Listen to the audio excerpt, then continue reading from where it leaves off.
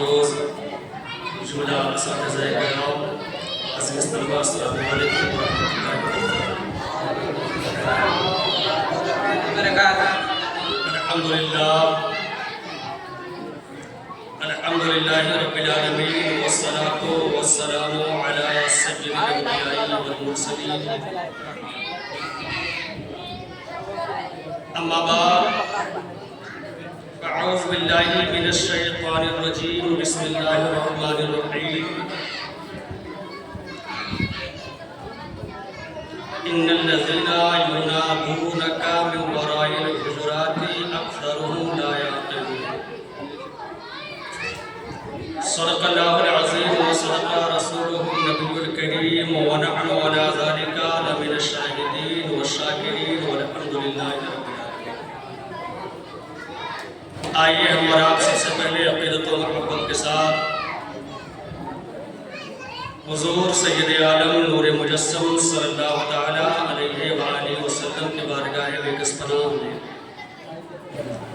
ہدیے درود نچھاور کریں اور جھوم جھوم کر بآواز بلند پڑھیں، اللہم صلی علی سیدنا مولانا محمد مبارک وسلم، صلاۃ و سلام علیک یا رسول اللہ صلی اللہ علیہ وسلم۔ عزیز طلباء، سب سے پہلے تو میں امام اہل سنت مجدد دین و ملت امام احمد رضا خان قادری برکاتی قدس سرہ العزیز کے ان سے مبارک کی آپ کو اور جملہ خوش عقیدہ مسلمانوں کو مبارکباد پیش کرتا ہوں، اور یہ میں بطور شکر اللہ کی بارگاہ میں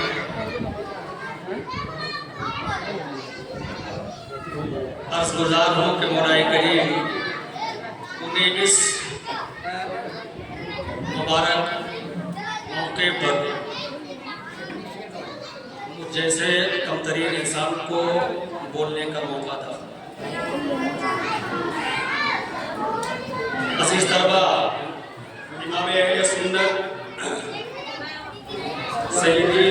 سرکار اعلیٰ حضرت رضی اللہ تعالیٰ عنہ کی زندگی کے جتنے بھی شعبے ہیں، ہر شعبہ لائق دید بھی ہے اور لائق تقلید بھی، اور امام اہل سنت سیدی سرکار اعلیٰ حضرت رضی اللہ تعالیٰ عنہ کی زندگی کے تمام شعبوں اور گوشوں پر مجھ جیسا حقیر انسان کیا ہے،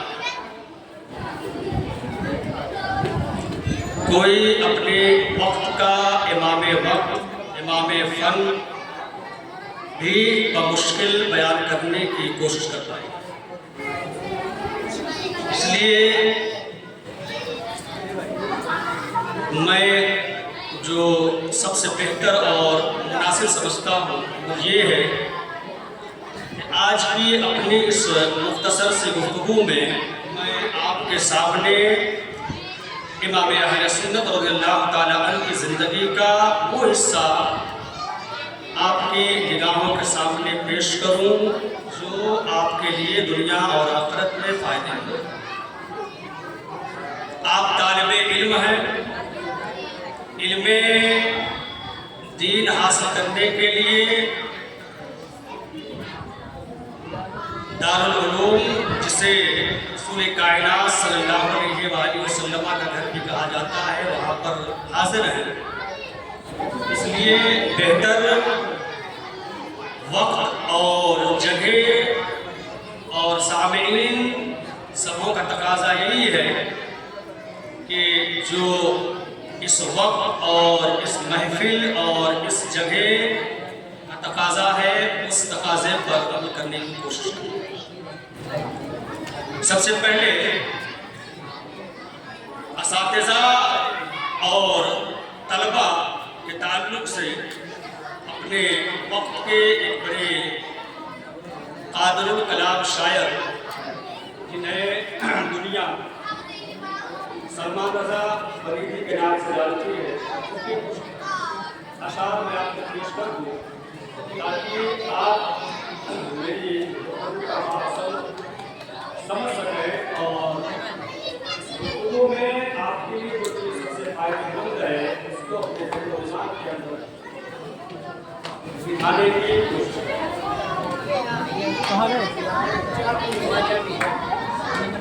लिखते हैं कि रंग जो कुछ भी कमालात में इंसान का है, सोच और जो भी बात जा रही है उसमें रंग जो भी कमालात में इंसान का है, सब करिश्मा किसी उस्ताद के पैगाम का। उस्ताद ना हो, ये जो हमारे सरों पर टोपियां और चेहरों पर दाढ़ियां और ऊपर इस्लामी लिबास नजर आ रहा है, शायद का हकीकत ये है कि ना हमारे चेहरे इस्लामी होते और ना हमारा रोया इस्लामी होता, ना हमारा इस्लामी साचे में होता। रंग जो कुछ भी कमालात में इंसान का है, सब करिश्मा किसी उस्ताद के पैगाम का। और ये ना होते तो अंधेरों में भटकते हम लोग। दुनिया के अंदर रोशनी उजाले बहुत सारे आवाज़ों से पाए जाते हैं, लेकिन सबसे बेहतरीन उजाला और सबसे बेहतरीन रोशनी दुनिया के अंदर वो रोशनी है जिसे इन रोशनी के नाम से जाना जाता है, जिसे दुनिया नूरे दिन के नाम से मौसूफ जाता है। ये ना होते तो अंधेरों में भटकते हम लोग, जो उजाला है वो उस्ताद के एहसान का है। ये ना होते तो अंधेरों में भटकते हम लोग, जो उजाला है वो उस्ताद के एहसान का है। और कुछ ना था पहले हमारे गुले हस्ती में निखार। जब हम मदरसे में आए थे तो सही मानों में बिस्मिल्लाह पढ़ने का तरीका भी नहीं था, आज हाफिज़ कुरान बन गए। तो इसमें आपका कमाल नहीं है प्यारे, कमाल ये आपके उस्ताद का। जो कुछ न था पहले हमारे गुले हस्ती में निसार, कुछ न था पहले हमारे गुले हस्ती में निखार, आज जो रंग है वो उनके गुलिस्तान का। हम में जो कमाल है वो दरअसल हमारे उस्ताद का कमाल है और उसका फैज़ है। और सारे उस्तादों को अल्लाह सलामत रखे। शायद ही कोई निकम्मा और कोई बदबख्त शागिर्द और तालिब इल्म होगा जो अपने किसी उस्ताद के एहसान को भुला करके उसके लिए बदुआएं करे और उसके जो है उसकी शान में अपनी ज़ुबान को खोले और उसके सामने या उसकी अदम मौजूदगी में अपनी ज़ुबान, अपनी गंदी ज़ुबान खोले। ये बदबख्तियों की निशानियों में से एक बड़ी निशानी है। और जो बाअदब और बासलीका एहसान शनास तलबा होते हैं वो ये समझते हैं कि उस्ताद क्या है और उस्ताद किस मोहसिन और किस मुखलिस इंसान का नाम है। सारे उस्तादों को अल्लाह सलामत रखे, रहनुमा जिनका करम सबके दिलो जान का है। सारे एक मौका अपनी ज़ुबान से अदा करो कि सारे उस्तादों को अल्लाह सलामत रखे, रहनुमा जिनका करम सबके दिलो जान का है। और उनके दुख दर्द में राहत का हमेशा हो ख्याल। आप तो दुख दर्द तो दूर की बात है, आजकल के तलबा का तो ये पेशा है और उनका ये समझ लो कि आजकल की उनकी पहचान है कि वो अपने असातिज़ा کہ دکھوں کو دور کرنا تو دور کی بات ہے، دکھ دینے کا کام کرتے ہیں اور وہ کام کرتے ہیں کہ اساتذہ دکھوں میں مبتلا، لیکن باادب اور نیک طلبہ کی پہچان یہ نہیں ہے۔ سارے ان کے دکھ درد میں راحت کا ہمیشہ ہو خیال، اے فریدی یہ تقاضا میرے ایمان کا ہے۔ اگر آپ اہل ایمان سے ہیں، اپنے آپ کو مومن سمجھتے ہیں اور یہ سمجھتے ہیں کہ میں اللہ کے ان برگزیدہ بندوں میں سے ہوں جنہیں اللہ نے ایمان کی نعمت سے مالا مال فرمایا ہے، تو آپ کے ہمارے ایمان کا تقاضا یہ ہے کہ اپنے اساتذہ کو دکھ دینے کا کام نہ کریں، بلکہ ان کی خوشیوں میں جو ہے اضافے کا سبب بنے، اور اگر وہ دکھوں میں مبتلا ہیں تو دکھوں کے خاتمے کا سامان پیدا کریں۔ درود پاک پڑھیں تب میں اپنے گفتگو کا آغاز کروں۔ اللہم صلی علی سیدنا مولانا محمد وبارک وسلم، صلاۃ و سلام علیکہ یا رسول اللہ صلی اللہ علیہ وسلم۔ بات امام اہل سنت کی ہے، عرس امام اہل سنت کا ہے، اس لیے ضروری ہے کہ جو بات کی جائے آپ کے حوالے سے، تاکہ جس طرح سے امام اہل سنت کی ذات معتبر ہے، امام اہل سنت کی بات معتبر ہے، اسی طرح سے جو اس محفل میں بات کی جائے وہ بات بھی معتبر گردانی ہے۔ آؤ دیکھو، امام اہل سنت رضی اللہ تعالیٰ عنہ کی زندگی کا یہ حصہ جو آپ سے تعلق رکھتا ہے کتنا دل نشین ہے، کتنا پیارا ہے اور دل و نگاہ میں اتارنے کے قابل۔ امام اہل سنت رضی اللہ تعالیٰ عنہ کے ارشادات پر مشتمل کتاب جسے ملفوظات اعلیٰ حضرت کے نام سے جانا جاتا ہے، اور جو بہت ہی موٹی اور ضخیم کتاب ہے، اس کتاب کے اندر امام اہل سنت رضی اللہ تعالیٰ عنہ نے حضرت عبداللہ بن عباس رضی اللہ تعالیٰ عنہ اور حضرت زید بن ثابت انصاری رضی اللہ تعالیٰ عنہ کا ایک بڑا ہی دلنشین واقعہ بیان ہے۔ بچے شور نہ کریں تاکہ گفتگو کے اندر خلل پیدا نہ ہو۔ پہلے آپ یہ سمجھ لیں کہ حضرت زید بن ثابت انصاری یہ کون ہے اور حضرت عبداللہ ابن عباس رضی اللہ تعالیٰ عنہ یہ کون ہے۔ حضرت عبداللہ ابن عباس رضی اللہ تعالیٰ عنہ حضور اکرم صلی اللہ تعالیٰ علیہ وآلہ وسلم کے چچا حضرت عباس رضی اللہ تعالیٰ عنہ کے بیٹے ہیں، اور حضور انور صلی اللہ علیہ وآلہ وسلم کے خاندان سے ہیں۔ دنیا کے اندر پوری روئے زمین پر حضرت آدم علیہ السلام کو تسلیم سے لے کر کے آج تک اور صبح قیامت تک جتنے بھی خاندان پیدا ہوئے ہیں یا جتنے بھی خاندان پیدا ہوں گے، حضور اکرم صلی اللہ علیہ وآلہ وسلم سے بہتر کسی کا خاندان نہیں ہو سکتا۔ یہ ہمارا ایمان بھی ہے اور ہمارا عقیدہ بھی، اور قرآن و احادیث اور صحابہ کے اقوال، مفسرین کی تفسیر کا تقاضا یہی ہے، اور کہ ہم اس چیز پر ایمان بھی رکھیں اور اس کو ہم اپنے عقیدے کی جان قرار دیں۔ کون ہے حضرت عبداللہ ابن عباس؟ حضور انور صلی اللہ علیہ وآلہ وسلم کے چچا حضرت عباس رضی اللہ تعالیٰ عنہ کے بیٹے ہیں، اور حضور اکرم صلی اللہ علیہ وآلہ وسلم کے بہت سارے چچا ہیں، اور حضرت عباس رضی اللہ تعالیٰ عنہ وہ چچا ہیں جو ایمان بھی لائے ہیں اور صحابیت کے درجے پر فائز ہوئے ہیں، یعنی آپ صحابی بھی ہیں۔ صحابی ہونا بھی اپنی جگہ پر یہ بہت ہی اہم جو ہے فضیلت ہے اور بہت بڑا کمال ہے، جسے یہ رتبہ بلند ملا وہ یقیناً دنیا کے ان خوش نصیب انسانوں میں ہیں جنہیں اللہ نے اپنے دین کی نشر و اشاعت کے لیے منتخب فرمایا، اور ان کے بیٹے ہیں حضرت عبداللہ۔ باپ کے ساتھ جب نام جوڑا جاتا ہے تو کہتے ہیں عبداللہ ابن عباس رضی اللہ تعالیٰ عنہ۔ یہ حضرت زید بن ثابت انصاری رضی اللہ تعالیٰ عنہ کے شاگرد ہیں۔ کون ہے؟ زید بن انصاری کے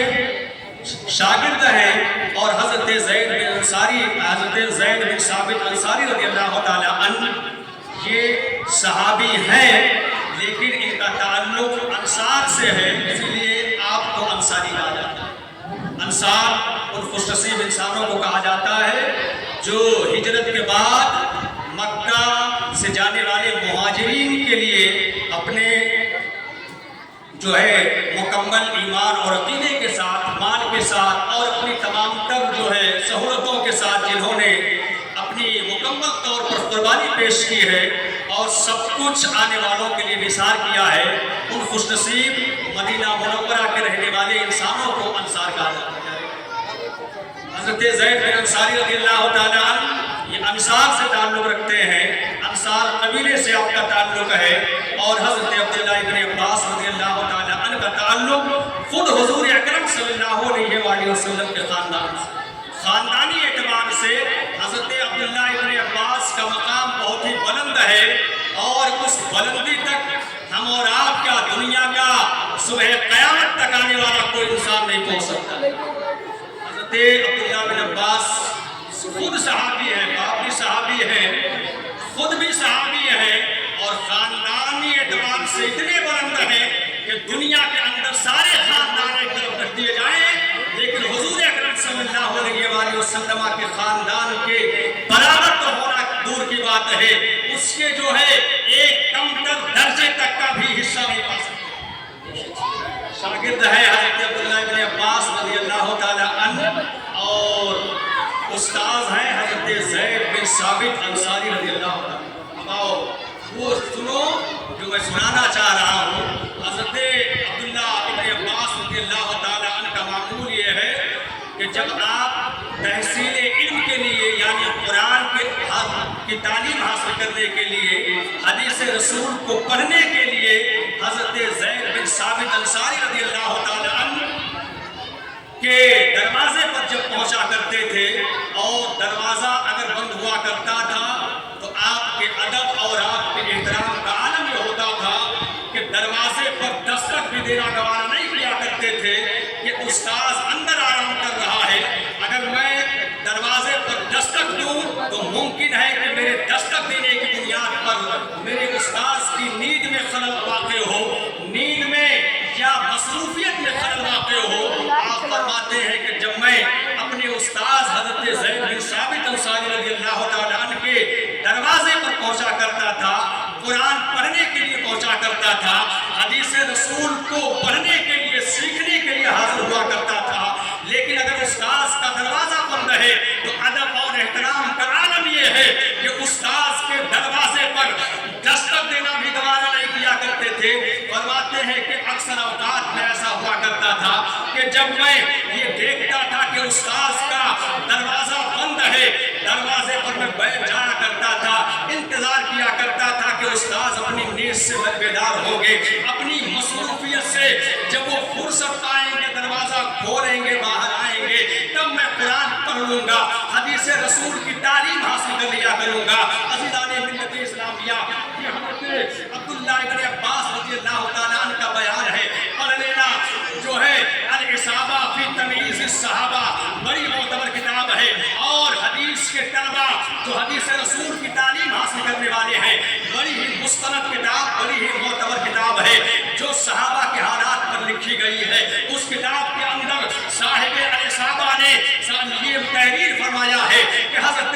عبداللہ ابن عباس بیان فرماتے ہیں کہ کبھی کبھی ایسا ہوتا تھا کہ استاذ جو ہے میں بیدار رہا کرتا تھا اور دروازے پر انتظار کرتا رہتا تھا، استاذ اپنی مصروفیت سے فارغ ہونے کے بعد یا اپنی نیند سے فارغ ہونے کے بعد دروازہ کھولتے تھے، اور جب وہ باہر آتے تھے میں اپنا مدعا پیش کرتا تھا، قرآن و حدیث کی تعلیم حاصل کر لیا کرتا تھا، لیکن کبھی کبھار ایسا بھی ہوا کرتا تھا کہ استاذ کی مصروفیت زیادہ ہوا کرتی تھی، ان کی جو ہے نیند کا جو وقت تھا وہ طویل ہو جایا کرتا تھا، اور میرا حال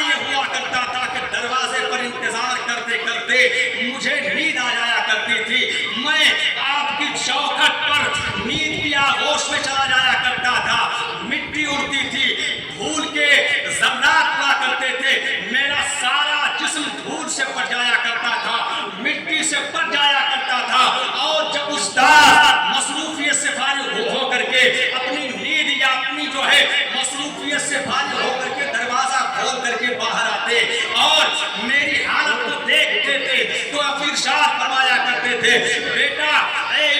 इब्ने अब्बास, अगर तुम पहले आ गए थे मुझे मालूम नहीं हुआ, तुमको पहले आवाज दे देना चाहिए, दरवाजे पर दस्तक दे देनी चाहिए। उस्ताद इजाजत दे रहा है, बेटा इन सब हालतों के बजाय तुम्हारे लिए बेहतर ये था कि अगर तुम आ गए थे, मैं अंदर मसरूफ था, तो तुम्हें आवाज दे देनी चाहिए, दरवाजे पर दस्तक दे देनी चाहिए, तो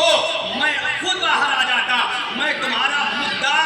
सुन करके तुम्हें कुरान और हदीस की तालीम दे दिया करता। हजरत अब्दुल्ला इब्ने अब्बास हम जैसे निकम्मों की तरह, आप जैसे बदबख्त तलबा की तरह उनका जो है तरीका नहीं था। हजरत अब्दुल्ला इब्ने अब्बास को उस्ताद इजाजत दे रहे हैं, बेटा जब दरवाजे पर आया करो और मैं किसी काम में मसरूफ रहूं तो आवाज दे दिया करो। उस्ताद इजाजत दे रहा है, लेकिन कुर्बान जाइए हजरत अब्दुल्ला इब्ने अब्बास के एहतराम पर, वो एहतराम सीखो प्यारे जो अल्लाह के रसूल ने हमें सिखाया है, जो सहाबा का अमल हमें बता रहा है। हजरत अब्दुल्ला इब्ने अब्बास के उस्ताद इजाजत देते हैं, लेकिन कितना प्यारा जवाब देते हैं कि हुजूर मैं ये समझ रहा हूँ कि मैं दरवाजे पर दस्तक दे सकता हूँ, आवाज दे करके आपको जो है मुब्तला कर सकता हूँ, लेकिन मेरी जो है मेरे एहतराम का तकाजा ये नहीं है कि आपके काम के अंदर खलल पैदा किया जाए, आपकी मसरूफियत में दखल अंदाजी की जाए।